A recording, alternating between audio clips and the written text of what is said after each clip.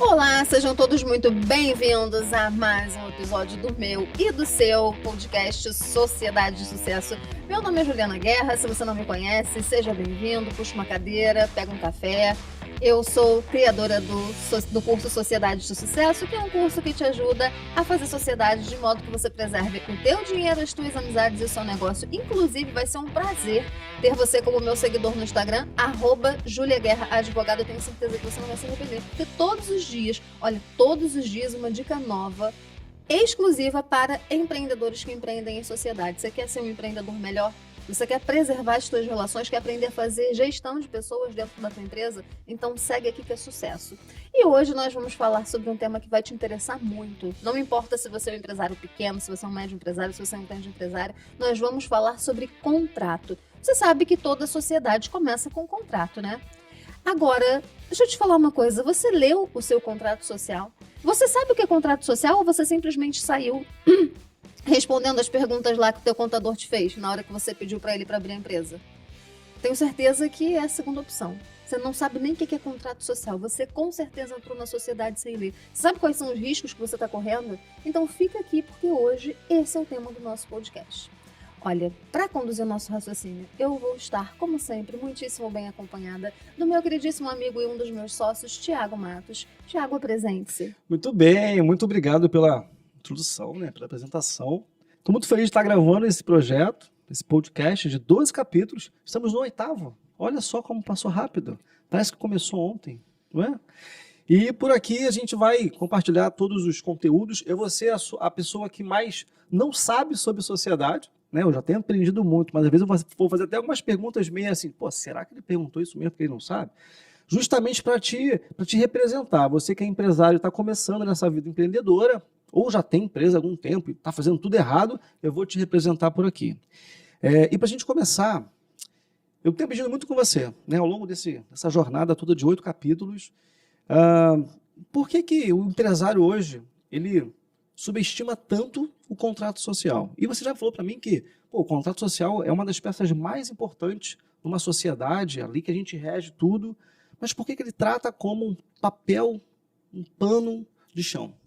Porque nós estudamos para tudo na vida. A gente estuda para ser advogado, para ser dono de agência de marketing, a gente estuda para ser professor, a gente só não estuda para ser empreendedor. Então, o empreendedor, quando ele decide abrir empresa, ele entra em contato com o contador faz algumas perguntas e elabora o contrato social para ele assina. Ele e o sócio. Eles não têm a menor ideia do que eles estão assinando, da importância do contrato social nenhuma. Inclusive, no meu perfil, a maioria das pessoas, quando marca consulta, elas falam para mim que elas já entenderam que o contrato é genérico, porque só quando elas começam a me seguir que elas param para ler o contrato social. Elas percebem que o contrato não fala nada com nada. E na hora que esses sócios brigam e querem desfazer a sociedade, a primeira coisa que eu preciso pedir para ver é o contrato social. Eles não entendem que é no contrato social que estão todas as regras que vão determinar ali a forma de divisão, o que acontece se alguém desistir daquela sociedade. Então é por isso.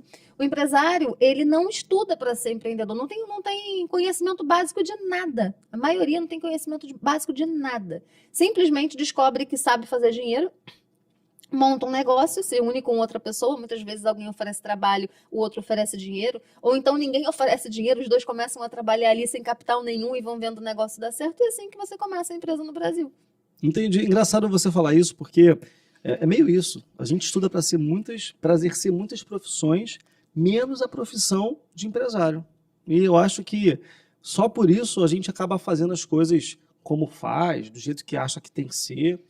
E, Ju, você acredita que no contrato social é possível a gente reunir as principais informações e nele se revela tudo sobre uma sociedade? Com certeza, é dentro do contrato social que se revela tudo sobre uma sociedade. Por exemplo, uma das coisas que eu ensino lá na Sociedade de Sucesso é que o pressuposto de existência, ou seja, a base da existência de uma sociedade é a contribuição. Todos os sócios precisam contribuir financeiramente para a formação, para a criação daquela empresa, para a formação daquela atividade econômica, e essa é uma das informações principais que constam no contrato social. Então, o contrato social, ele revela para a gente quem cumpriu, qual foi o sócio que cumpriu com a obrigação de investir, qual foi o sócio que não cumpriu com a obrigação de investir. O contrato social revela ali de que forma vai acontecer a dissolução da sociedade, como é que vai ser calculada a participação da pessoa que sai. Então, num contrato social genérico, provavelmente a cláusula que está no seu contrato vai reproduzir o que está no Código Civil. Vai dizer que o valor da empresa corresponde ao valor do patrimônio. E aí, Thiago, já pensou numa empresa de prestação de serviço como a sua? Teu contrato social com certeza fala que a sua empresa, ela vale o valor do patrimônio. Mas qual é o patrimônio que você tem? Mistério. A única coisa o único patrimônio que uma empresa de serviço tem muitas vezes é a carteira de clientes. E aí os sócios começam a brigar, porque tem que ir para a justiça para fazer. É um ativo intangível que tem que ser avaliado. Então o contrato social, ele revela tudo isso. Se tem algum sócio que pode ser excluído por justa causa, porque cláusula de justa causa precisa constar no contrato social para nos autorizar a colocar um sócio para fora se ele estiver descumprindo os deveres societários. Então o contrato social, ele com certeza revela tudo isso. Ele revela o sócio que está em dia e o sócio que não está em dia com as suas obrigações societárias. Porém, da forma que as pessoas tratam o contrato, ele acaba trazendo, ou sendo excessivamente genérico, ou trazendo informações que não são verdadeiras. Você quer ver uma coisa muito comum, Thiago? A pessoa não investe, não integralizou a parte dela no capital social, mas consta lá no contrato que ela integralizou. Entendi. Ou seja, você sabe que se você tem um sócio que não investiu, ele pode ser excluído da sociedade como sócio remisso? Quem é o sócio remisso? É o sócio que não cumpriu com o principal dever societário, que é investir. E o sócio remisso, ele não sai da sociedade levando uma parte do patrimônio que ele não ajudou a construir. Ele sai da sociedade recebendo de volta apenas a parte do capital que ele eventualmente tiver integralizado. Porque de repente ele não integralizou tudo, mas ele integralizou uma parte. Então a sociedade pode devolver para ele essa parte que ele injetou e expulsar ele da sociedade, tirar ele do negócio. Agora, se você coloca informações inverídicas, informações que não são verdadeiras no seu contrato social porque você nem leu, aí você fica em maus lençóis, vai ter que ir para a justiça e excluir um sócio que muitas vezes está prejudicando até não mais poder o seu negócio. Olha só, nesse momento, eu já vejo todos os ouvintes, falam assim, meu Deus, onde está o meu contrato social? Que cor ele tem? Quantas páginas são? A gente normalmente faz contratos genéricos, né? Normalmente você deve pegar vários clientes com contratos genéricos. Normalmente vai lá no Google com modelo de contrato social, vai baixa algumas páginas e começa a editar ali o que está em XXX. As pessoas que vivem, que já empreendem e talvez não saibam disso, que vivem em cima de um contrato genérico. Você acha que tem alguma coisa que falta nesses contratos genéricos que a gente baixa da internet e que talvez seja um grande problema futuro para elas? Olha, todo contrato social ele traz informações básicas. Por exemplo, a divisão do capital social, quem é o sócio majoritário, quem é o sócio minoritário, de que forma você toma as decisões e de que forma você dissolve a sociedade. Essas são as informações básicas. Então, por exemplo, o que poderia melhorar? O que deveria constar no contrato social assim de forma básica? Vamos só devagarinho, porque são muitos detalhes que para você é muito fácil.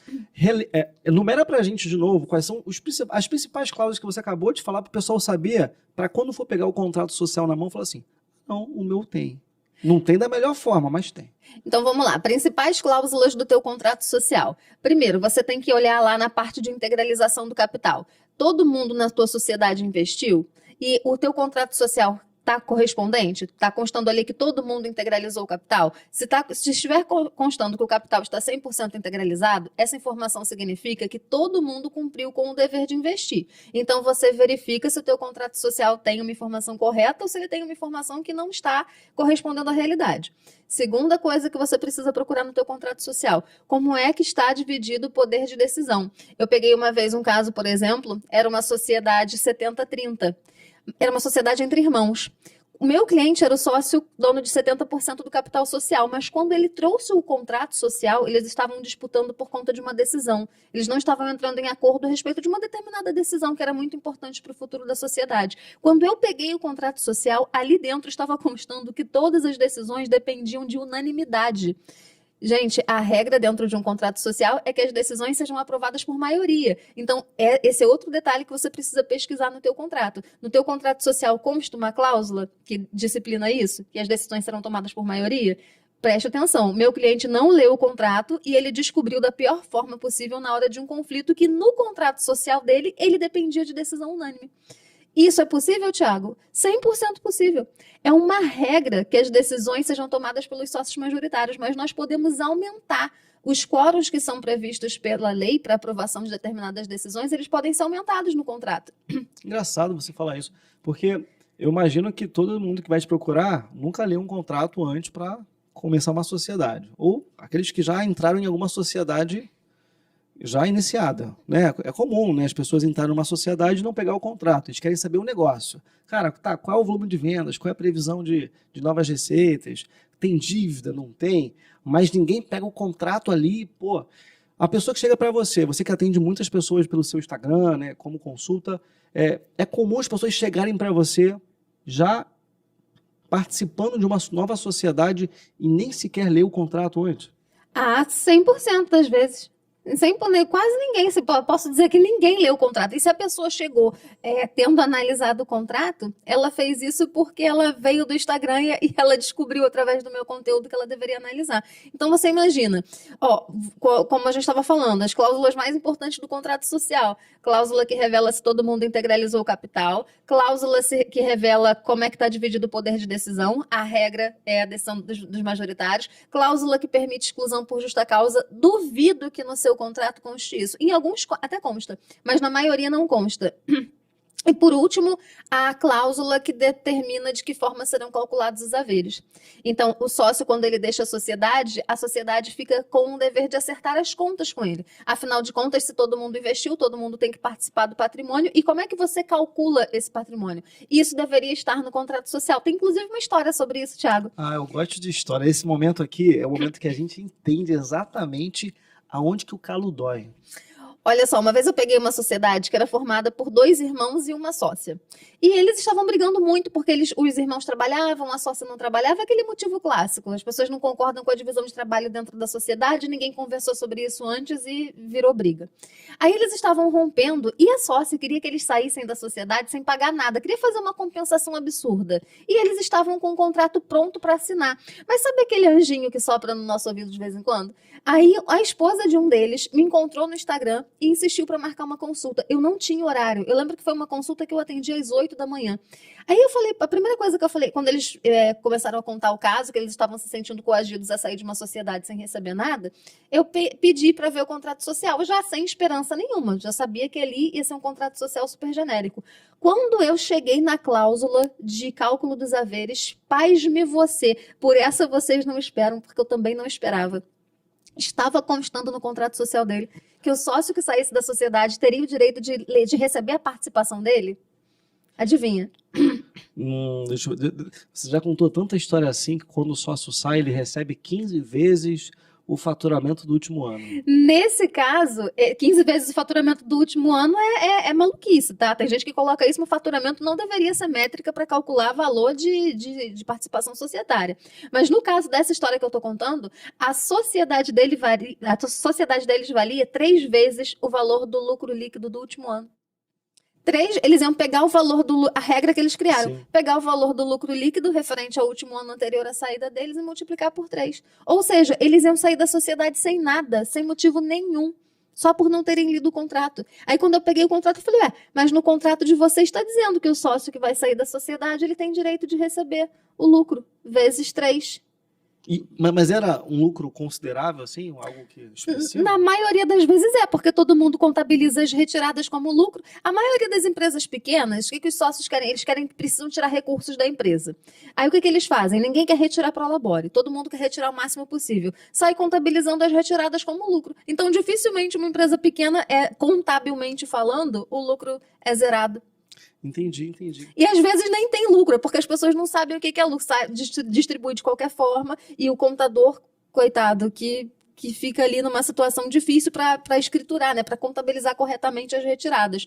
Então, olha só, no caso deles eu falei, vocês vão sair da sociedade sem nada só se vocês quiserem, porque o contrato social de vocês aqui é muito claro, tem uma regra. Mas assim, eu quase caí para trás, eu não acreditei, porque é realmente muito difícil você ver um contrato social que tenha regra clara, assim, de cálculo dos haveres. Normalmente a gente precisa ir para a justiça ou fazer acordo, porque acordo é acordo, né, Thiago? Se a gente está disputando pela nossa empresa e você me faz uma oferta oferta de comprar minha participação por R$500 mil e eu aceito, acabou. Esse é o valor da nossa empresa. O problema é se a gente não tiver acordo. Se a gente não tiver acordo, a gente vai ter que ir para a justiça dizer qual é o valor do patrimônio líquido dessa empresa. Porque não vai adiantar eu falar para você, Thiago, você não tem direito de receber mais do que isso. Você vai insistir que você tem direito, que você tem que receber com base no... mas essa empresa vai lucrar não sei quanto tempo, não sei quantos mil reais daqui a tantos anos. Não vai ter santo que coloque isso na sua cabeça. A gente vai ter que ir para a justiça. Entendi. Olha só, então, isso é um caso que a pessoa está saindo da sociedade, quer vender, quer... Mas essa pessoa que está nos ouvindo ainda, já tem um contrato, aquele contrato modelinho da internet, se ela pegar o contrato e ver que tem coisas erradas, dá para renovar o contrato, redigir o contrato, recombinar?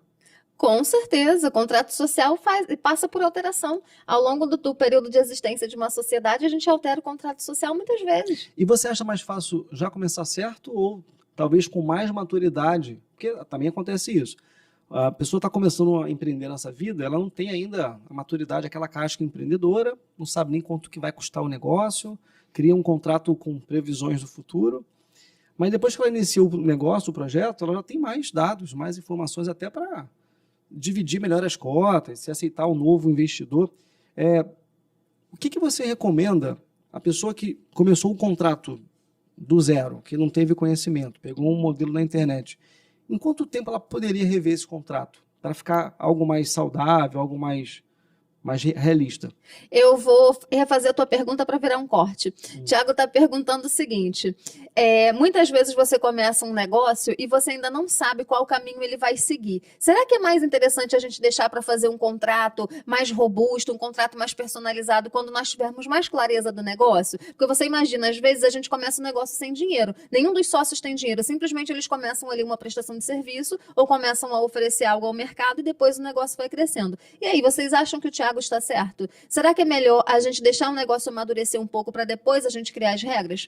Aí eu vou perguntar para você que está nos assistindo. Você acha que as regras de uma partida de futebol, elas são criadas antes do jogo começar ou elas são criadas ali durante a partida?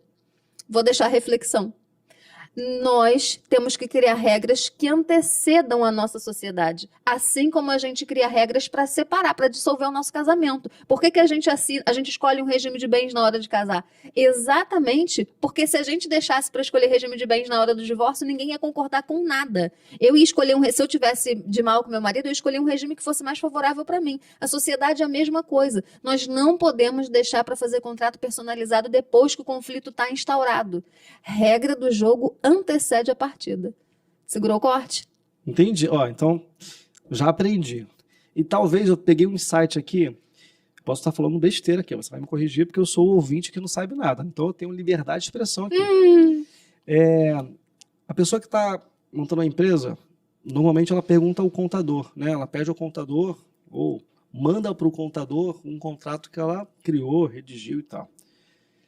E se ela talvez buscasse um profissional, um advogado societário, talvez a melhor advogada societária do Brasil, talvez isso já não ajudaria, porque por mais que você talvez não entenda do negócio da pessoa, você entende sobre sociedade, que é algo amplo, genérico, porém, você sabe as regras do jogo, né?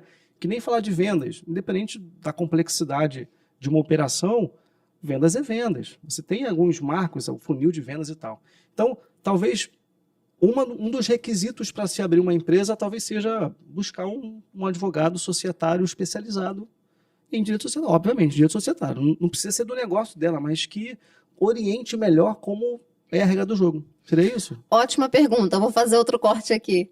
O advogado societário precisa entender do negócio do cliente?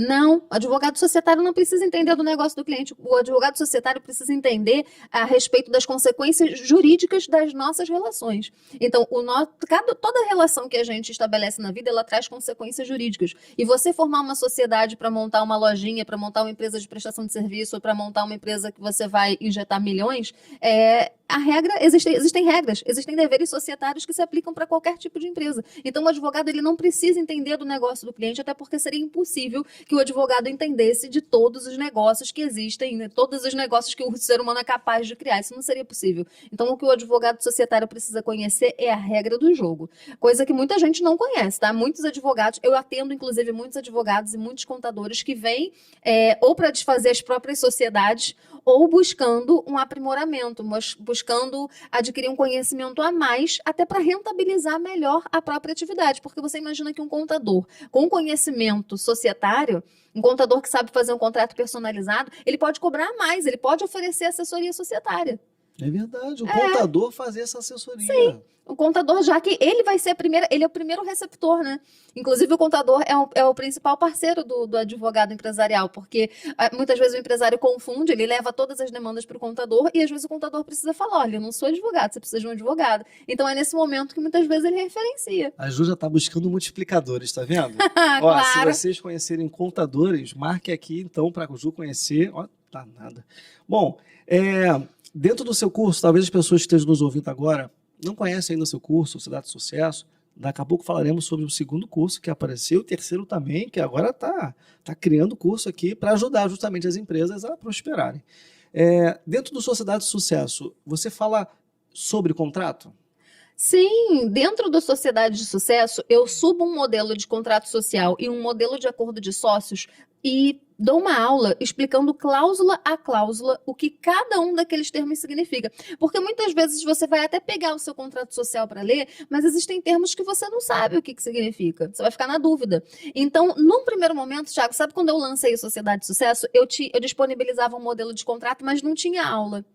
Aí eu percebi que existia essa necessidade. Não adianta você disponibilizar um modelo de contrato se as pessoas não souberem interpretar um contrato. E aí eu fui percebendo, aí eu criei uma aula para explicar que bom contrato não salva acordo ruim. Então, primeiro a gente precisa aprender a fazer os acordos, porque aí sim a gente consegue transformar esses acordos em contrato. Aí depois o curso te ensina a interpretar um contrato. Aí você vai ver se aquele contrato está compatível com os acordos que você fez. Tudo isso está no Sociedade de Sucesso. Então, olha só, não tem desculpa para continuar com um contrato ruim ou para começar uma nova empresa com um bom contrato. É só pegar o seu contrato atual, se você já tiver, vai no curso Sociedade de Sucesso, bate cláusula a cláusula, eu já vi o curso, eu sei que tem, e você explica muito facilmente, porque acho que os maiores ganchos ou mais facilidades que você tem é pegar o que é chato e transformar em interessante. E lá é legal porque você fala cláusula a cláusula, explica por quê. E eu acho que o contrato social, às vezes é um pouco difícil de ler. Existe muita juridiquês ali que às vezes o cara que não está habituado com esse mundo da advocacia, ele consiga entender numa primeira leitura. Muito bem. Não, e com exemplos, né? O que é muito interessante é que toda a aula de contrato ela é sempre um pouco maior, né? Mais longa, porque a gente analisar um contrato cláusula a cláusula precisa ser um trabalho contínuo. Não dá para eu parar agora e depois eu continuar o contrato em outra aula. Então, mas para quebrar isso, eu trago muitos exemplos. Eu falo, olha, a importância dessa cláusula é essa aqui. Por quê? Porque imagina que você tem um conflito assim. Aí a pessoa pensa, caramba, eu não tinha pensado que isso poderia acontecer. Por exemplo, uma vez eu peguei uma sociedade onde os amigos se davam muito bem, era uma sociedade familiar. E aí ele falou, não, mas eu tenho um pouco de medo porque o meu marido tá para meu irmão tá para se separar. Eu falei, pois é, você já pensou se ele se casa de novo e essa pessoa faz a cabeça dele para falar que o irmão tá desviando dinheiro ou que ele tá trabalhando mais do que o irmão? Você já pensou se isso acontece? Ele, poxa, isso é bem provável de acontecer porque meu irmão já teve amante e a amante fazia isso. Eu falei, pois é. Então, existem muitas... Para que o advogado serve? Para pensar nos conflitos que você vai experimentar na sua sociedade antes mesmo que eles aconteçam. E conflitos que você não imagina que você vai sofrer agora. Por exemplo, um outro caso. Conta a história que eu gosto. Peguei o caso de uma sociedade, foi até um caso triste. A moça descobriu que estava com câncer no cérebro. E ela precisou fazer uma cirurgia. E dessa cirurgia ela não se recuperou. Não recuperou mais a sanidade. Não recuperou, precisou ser interditada. Então, a interdição é um processo através do qual a pessoa não pode mais, se atesta que a pessoa não pode mais responder por si, e ela é nomeada um curador, para que esse curador responda pelos atos da vida civil, que uma pessoa precisa praticar. E aí o curador foi o marido. E aí esse marido ficou representando ela na sociedade. Só que pensa numa pessoa que começou a fazer um verdadeiro auê, um verdadeiro inferno na sociedade. Exatamente por isso, porque ele começou a pedir prestação de contas. Todo sócio tem direito de pedir prestação de contas, mas assim, tem sócio que abusa, que quer que o sócio, quer que o outro preste contas de cada coisa que faz, cada bala que compra na hora que compra. E não é assim. Então, se você abusar dos seus direitos, você também prejudica a sociedade. Então, a gente prejudica a sociedade de duas formas. Quando a gente deixa de cumprir os deveres societários ou quando a gente abusa dos direitos societários, né? Então, assim, se você aceitar um sócio, você tem que conviver com um sócio com o qual você não fez nenhum, não estava ligado por um vínculo de confiança prévio, pode ser muito ruim. Mas dentro do contrato social deles não tinha essa previsão. Então, tem que ir para a justiça, provar que a pessoa ficou, porque a incapacidade é um dos motivos de encerramento da sociedade, mas aí tem que ir para a justiça, aí brigar para calcular o valor da participação desse sócio. Tudo isso poderia ser evitado com um bom contrato. E para você que já atende muitas pessoas de segmentos diferentes, existe um segmento mais difícil de fazer contrato? Você percebe assim, pô, Thiago, tecnologia, não, logística. Tem algum nicho com mais dificuldade, que tenha mais crítico? Geralmente, empresas de tecnologia, a gente precisa ter um pouco mais de atenção. Por que as empresas de tecnologia exigem atenção? Porque são empresas nas quais é muito comum a gente ver a união entre capital e trabalho. Então, muitas vezes, alguém tem um sócio investidor com uma capacidade alta de injetar dinheiro na empresa, mas ele precisa de uma mão de obra escassa, um serviço que é escasso no mercado, um serviço muito especializado. Então, é comum que esse investidor vá buscar mão de obra e ofereça à sociedade, exatamente com o objetivo de comprometer essa pessoa, de trazer essa pessoa para o time ali com aquela noção de pertencimento. O problema é que normalmente os acordos não são bons. Entendeu, Thiago? Porque assim, o sócio que está com dinheiro, ele quer oferecer uma participação bem pequenininha para o sócio que vai entrar com o serviço. E aí, o que significa isso? Se alguém te oferecer 1%, 2%, 5% de participação na sociedade, significa que, em regra, você tem 1% ou 5% de participação no lucro, e se essa sociedade acabar, você tem 1%, 5% de participação no patrimônio. Ou seja, se você fosse um empregado e você tivesse seu contrato de trabalho rescindido em algum momento, você ia ganhar muito mais do que como sócio, do que você ali se rescindir esse contrato na sociedade, você vai ter só 5% de um patrimônio, que nem é um patrimônio tão expressivo assim. E divisão de lucro. Se a gente não colocar dentro do contrato que a divisão de lucro pode ser desproporcional à quantidade de cotas, o sócio minoritário, ele sempre vai ser prejudicado, porque ele entrou ali apenas com a mão de obra. Então, a gente precisa aprender a ter inteligência contratual. Foi por isso que eu criei o Vesting de Sucesso, exatamente para ajudar pessoas que estão formando sociedade, entregando mão de obra em troca de capital. E ajudar o outro lado também, quem está entregando capital em troca de mão de obra. Então, existe um tipo de contrato chamado vesting, que uma promessa, uma futura promessa de uma sociedade que normalmente empresas de tecnologias acabam usando para reter seus funcionários, seria isso? O vesting, ele não é um contrato social. O vesting é como se fosse um contrato de investimento. Você está trabalhando ali para mim, você é meu empregado ou você é meu prestador de serviço, mas você tem interesse em, dependendo do teu resultado, você entrar como sócio. É como se você estivesse fazendo um investimento. Você não está fazendo um investimento financeiro, porque muitas vezes você não tem. Você tem um serviço especializado, um serviço escasso no mercado, mas você não tem dinheiro. Então, você está usando o seu trabalho para fazer um investimento. Aí, no final de um determinado período, que nós chamamos de período de cliff, o sócio fundador, que é o dono da empresa, vai te oferecer uma participação societária. Mas tudo isso previamente acordado. E, normalmente, ele vai te oferecer uma participação societária pequena. Afinal de contas, você está entrando só com serviço, você não entrou com dinheiro. Então, aí, às vezes, as pessoas pensam, Juliana, mas é vantagem, porque imagina, ter 1% de participação na empresa, numa empresa que vale 100 milhões. Imagina ter 5% do lucro numa empresa que vale 500 milhões. Assim, as pessoas, elas imaginam que a empresa delas vai ser o novo Netflix, o novo Spotify do mercado. Não é assim, gente. Pesquisa aí os dados do Sebrae, a maioria das startups não dá certo. A maioria das startups fecha, a maioria das empresas de tecnologia fecha. Então, assim, é muito mais provável que a sua empresa não vá valer, essa empresa na qual você está entrando, é muito mais provável que ela não vá valer 100 milhões de reais. É muito mais provável que você realmente seja tratado como um empregado e que o sócio investidor também tenha um prejuízo porque ele injetou dinheiro e está vendo ali uma pessoa que prometeu trabalho não trabalhar. Então, a gente precisa aprender a fazer contrato. E considerando que o vesting ele tem sido muito interessante e que, resguardadas as devidas adaptações, a gente consegue usar esse tipo de contrato em empresas de responsabilidade limitada, então eu criei o treinamento exatamente para ajudar as pessoas que estão nesse momento. Entendi. querendo fazer sociedade. Agora, se você não vê a importância nem do teu contrato social, imagina se você vai considerar a importância de um contrato de vesting. E aí vai continuar fazendo sociedade de qualquer jeito, sem colocar nada em contrato, injetando 10 milhões e dando 50% de participação para quem não investiu nada, ou para quem investiu muito pouquinho. Então, ó, estamos aqui para evitar que você continue passando por isso. O lema é fazer sociedade de modo que você preserve o teu dinheiro, as tuas amizades e o teu negócio. Muito bem. E para a gente ir finalizando o nosso capítulo, eu queria entender um pouquinho sobre sociedade familiar. Deve ter muita treta sobre sociedade familiar. A minha sociedade era familiar, hoje não é mais, né? Existe alguma cláusula especial para quem faz sociedade familiar? Olha, sociedade familiar é um capítulo à parte. Porque não adianta, o contrato também, gente, olha só, o contrato ele preserva a relação societária, mas muitas vezes a gente precisa pensar na preservação da relação familiar que está ali por trás daquela sociedade. Mas esse é assunto para o próximo episódio. Muito bem, então você que está nos acompanhando aqui no podcast, aqui no Spotify e em alguns vídeos, trechinhos do vídeo no Instagram da Ju, e que quer saber mais sobre Sociedade de Sucesso, acesse o quê, Ju? Qual é o seu site para o curso Sociedade de Sucesso? Ele fala isso porque ele acha que eu vou falar www. Eu não vou. É sociedadedesucesso.com.br. Mas está lá no link da minha bio. Se você for no meu Instagram, @JuliaGuerraAdvogada, você encontra acesso para tudo, não só para Sociedade de Sucesso, mas para todos os meus treinamentos. Então, vamos olhar para aquela câmera ali, que a gente foi pedido pelo Wellington, nosso videomaker. É isso. Nos acompanhe pelas redes sociais, pela rede social da Ju. Repete de novo seu arroba.